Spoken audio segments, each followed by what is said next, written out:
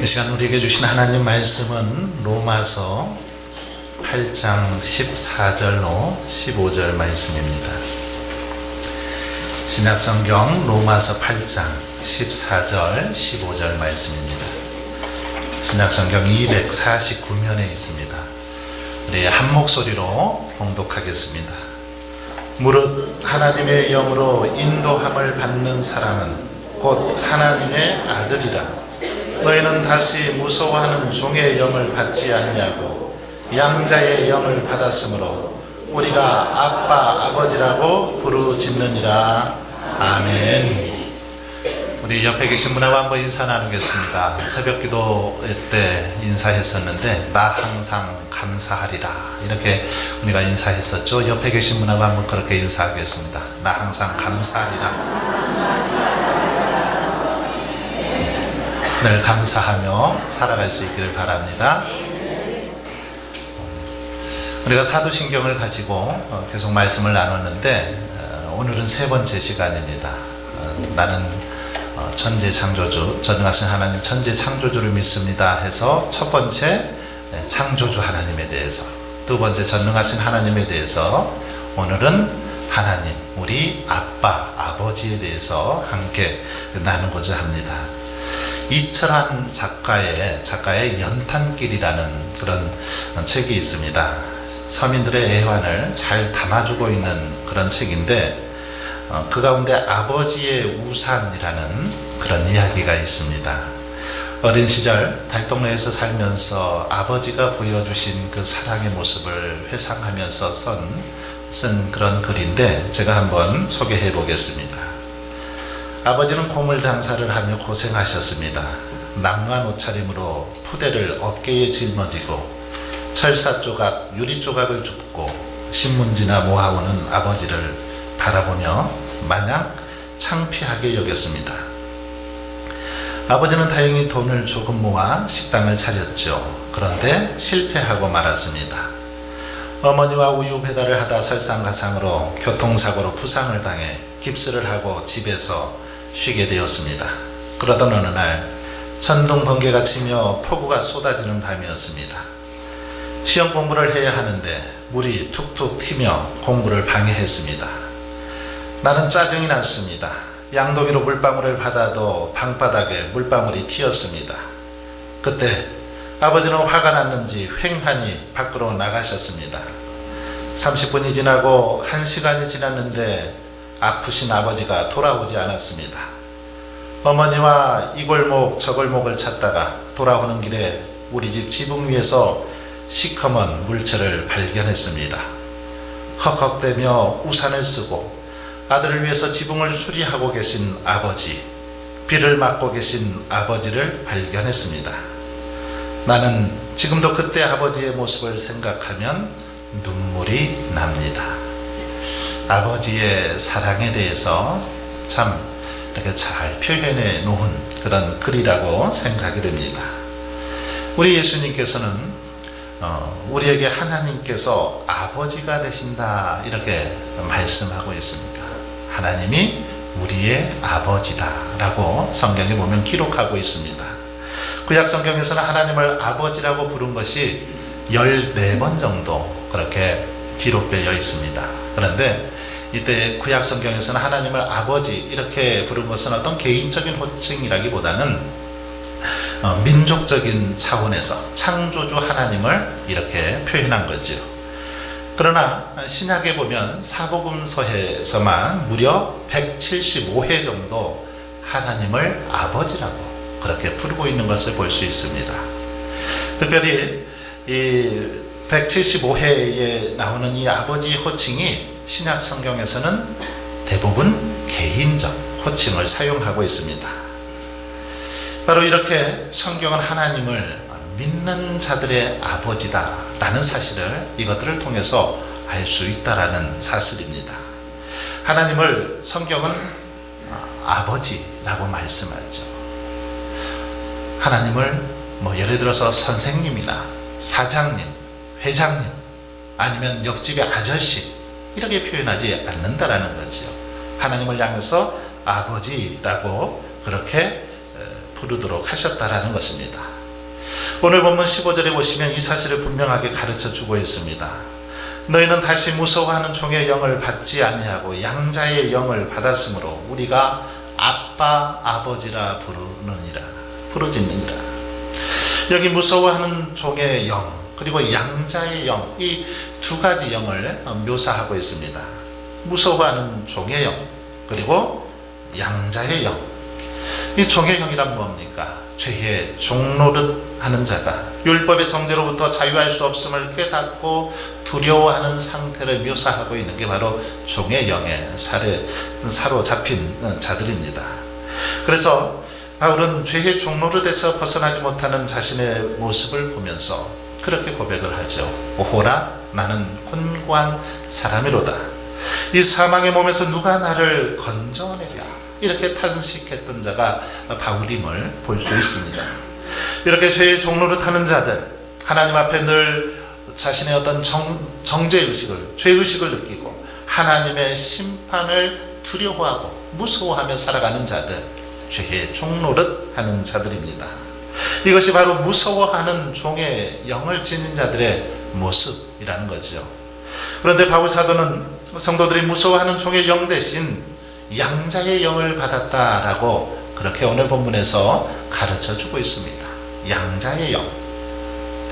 여러분, 우리는 양자의 영을 받았다라고 말합니다. 얼마나 감격스러운 말입니까?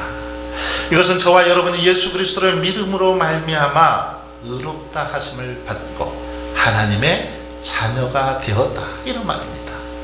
하나님의 자녀가 되었다라는 거죠. 그렇습니다. 저와 여러분은 양자의 영을 받았기에 하나님 아버지의 자녀가 되었고 하나님을 우리가 아빠 아버지라 그렇게 부를 수 있는 권세를 가지게 되었다라는 것입니다. 죄로 인해서 하나님과 원수되었던 존재들이었지만 예수 그리스도를 보내주셔서 누구든지 주님을 믿기만 하면, 예수 그리스도를 구주로 믿기만 하면 이제는 하나님 아버지의 자녀, 하나님을 아버지로 모실 수 있는 그런 은혜, 그런 권세를 우리에게 허락해 주셨다라는 것입니다. 이 사실을 갈라디아서 4장 6절로 7절은 이렇게 기록하고 있습니다. 너희가 아들이므로 하나님이 그 아들의 영을 우리 마음 가운데 보내사 아빠 아버지라 부르게 하셨느니라. 그러므로 내가 이후로는 종이 아니며 아들이라. 아들이면 하나님으로 말미암아 유업을 받을 자니라. 종이 아니요 아들이니. 그렇습니다. 예수 그리스도를 믿음으로 말미암아 이제는 저와 여러분이 죄의 종로를 타던 그런 삶이 아니라 하나님의 아들이 되었다라는 것입니다. 여기서 우리는 로마 시대의 이 양자의 법에 대해서 잠깐 생각해 볼 필요가 있습니다. 바울 당시 로마 제국에서는 양자 제도가 성행했습니다. 자녀가 없는 주로 귀족들이 이렇게 양자 삼는 일들이 있었는데, 귀족의 자녀들을 양자 삼았지만 귀족의 자녀들로 양자 삼기 힘들었을 때, 그럴 때는 노예의 아들이었지만, 종의 아들이었지만 그들을 양자로 삼는 경우들도 있었습니다. 자신이 부리던 종들 가운데 참 괜찮은 사람이 있으면 그 사람을 자신의 양자로, 귀족의 양자로 삼기도 했다라는 것입니다. 만약 이렇게 양자로 택함받은 그 종 어땠을까요? 얼마나 정말 그 사람은 기뻤을까요? 이루 말할 수 없었을 것입니다. 종으로 평생 살아야만 했던 그가 어느 날 갑자기 귀족의 자녀로, 귀족의 양자가 되었다라는 것, 이것은 그에게 있어서 놀라운 은혜요 특권이 아닐 수 없습니다. 참으로 대단한 영예스러운 일이었습니다. 왜냐하면 자신의 신분이 종에서 귀족의 아들로 거듭나는 순간이 바로 양자 삼는 그런 순간이었기 때문이죠. 그래서 옛 신분과 옛 이름은 이제는 다 잊어버리고 이제부터는 양아버지를 아빠라 그렇게 부를 수 있는 특권을 누리게 되었다라는 것입니다. 그리고 이제는 양아버지로부터 재산의 상속도 다 물려받을 수 있습니다. 법적으로나 사회적으로 완전하게 양부모의 자녀로 인식받게 되고 대우받을 수 있는 권한, 바로 이게 양자 삼는 법이라는 것입니다. 여러분, 이와 같이 양자의 영을 받은 사람들도 하나님을 아빠, 아버지라 부를 수 있는 그런 특권, 그런 은혜를 허락해 주신 줄 믿습니다. 하나님의 모든 권세와 능력을 또한 공급받을 수 있는 그런 힘을, 그런 은혜를 허락해 주셨다라는 것입니다. 독일의 신학자 요아킴 예레미야스는 예수님이 하나님을 아빠라고 이렇게 부르신 호칭의 기원을 연구해 봤는데, 연구한 결과 이런 호칭은 옛날 아람 사람의 가정에서 아주 천진난만한 어린 자녀들이 아버지를 부를 때 그렇게 아빠하고 부르더라는 겁니다. 그렇습니다. 어린아이들이 아빠 이렇게 부를 때 거기에는 여러분 친밀함이 있습니다. 다정다감함이 있습니다. 거기에는 어떤 서먹함도 없죠. 어떤 이질감도 전혀 없습니다. 그냥 아빠 하고 부르면 그 사이가 그렇게 정립이 되는 것을 볼 수 있습니다. 그런데 참 재미있게도 여러분, 우리말의 이 아빠와 헬라어의 이 아빠, 이 원어, 헬라의 원어의 발음이 똑같이 아빠입니다. 아빠. 예전에는 뭐 아바라고도 썼는데 그냥 아빠로 우리가 읽을 수 있습니다. 이처럼 우리 하나님 아버지는 우리에게 매우 가깝게 계시는 아빠와 같으신 분, 바로 우리 하나님이시라는 거죠. 우리와 조금도 거리감을 갖지 않고 언제나 함께 하시는 분, 바로 그분이 우리 하나님이라는 것입니다. 사랑하는 성도 여러분, 이와 같이 우리는 본래 죄의 종노릇하던 그런 존재였지만 예수 그리스도의 피값으로 이제는 하나님의 자녀가 되었다라는 것입니다. 하나님의 양자로 그렇게 우리들을 삼아 주셨다라는 것입니다. 이 얼마나 감사하고 놀라운 특권입니까? 이보다 더 큰 은혜가 어디 있겠습니까? 여러분, 하나님이 누구십니까? 하나님 만왕의 왕이시죠. 만주의 주가 되신 분, 천지 만물을 창조하신 분, 전능하신 분, 바로 우리가 믿고 섬기는 하나님이신데, 바로 그 하나님의 아들 삼아 주셨다라는 것입니다. 만왕의 왕 되신 그 하나님의 아들 삼아 주셨다라는 겁니다. 그러니 우리는 이제 어떤 신분입니까? 왕자가 된 거죠. 만왕의 왕 되신 하나님의 자녀, 아들, 왕자가 된 것입니다.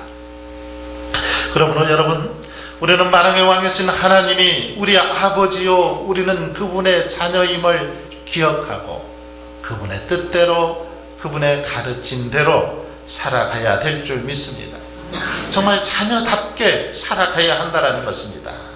아버지의 마음을 알고 아버지의 뜻대로 우리 아버지 하나님께서 기뻐하시고 원하시는 그런 믿음의 삶을 살아야 한다는 것입니다. 자, 그렇다면 아버지의 마음 무엇일까요? 우리 하나님 아버지는 어떤 마음을 품고 계실까요? 한자로 살펴보면 부친이나 모친할 때 이 친자를 보시면 이 설립자, 한자로 설립의 밑에 나무목, 그리고 옆에 볼견자가 있습니다. 이것을 풀어보니까 그런 의미가 있습니다. 어버이가 자녀를 찾기 위해서 혹은 자녀를 보살피기 위해서 나무 위에 올라가서 그렇게 애타게 찾는 모습, 이게 친할 친자라는 것입니다. 부모의 모습이라는 것이죠. 바로 이것이 어버이의 모습이요 아버지의 모습이라는, 마음이라는 것입니다. 그렇습니다. 하나님 우리 아버지는 집을 나간 탕자가 돌아오기만을 간절히 고대하셨습니다. 언제 돌아올지 늘 목을 들여빼고 그렇게 기다리셨던 것을 볼 수 있습니다. 바로 이처럼 하나님을 알지 못하고 죽어가는 영혼들, 그들이 돌아오기를 바라고 그들에게 주의 사랑, 주의 은혜를 전해야 하는 것, 이것이 하나님 아버지의 마음이라는 것입니다.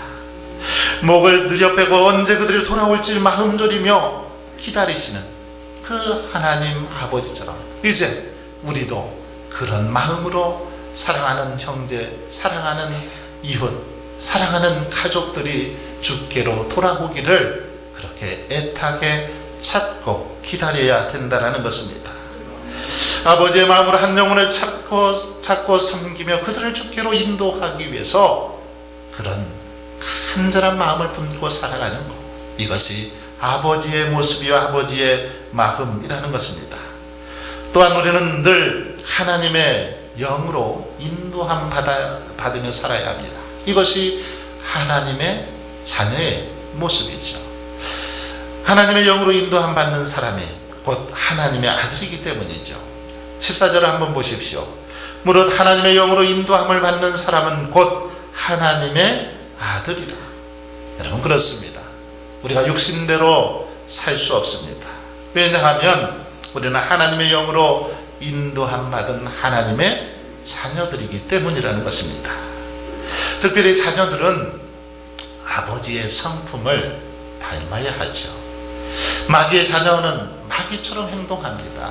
온갖 위선과 죄악, 악을 행하는 게 마귀죠. 그런 하나님의 사람, 하나님의 자녀들은 어떻습니까?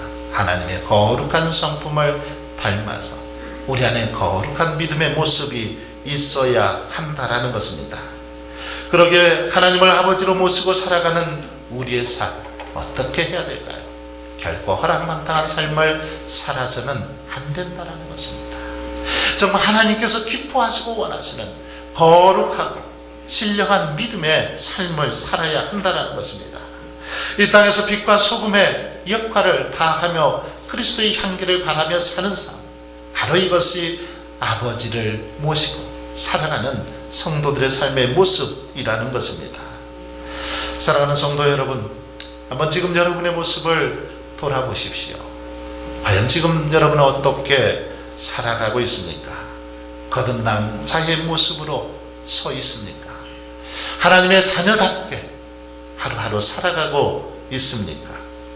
정말 하나님의 영으로 인도함을 받으면서 살고 있습니까? 따라오기는 저와 여러분이 하나님을 아빠, 아버지로 모신 믿음의 자녀답게 그렇게 살아갈 수 있기를 바랍니다. 아버지의 마음을 품고 이 땅에서 거룩하고 성결한 삶을 살아갈 수 있기를 바랍니다. 그래서 날마다 저와 여러분을 통해서 아버지의 이름이 온 땅 가운데 증거되고 아버지의 영광을 드러내는 그런 믿음의 삶 살아갈 수 있길 주님의 이름으로 축원합니다. 아버지 하나님,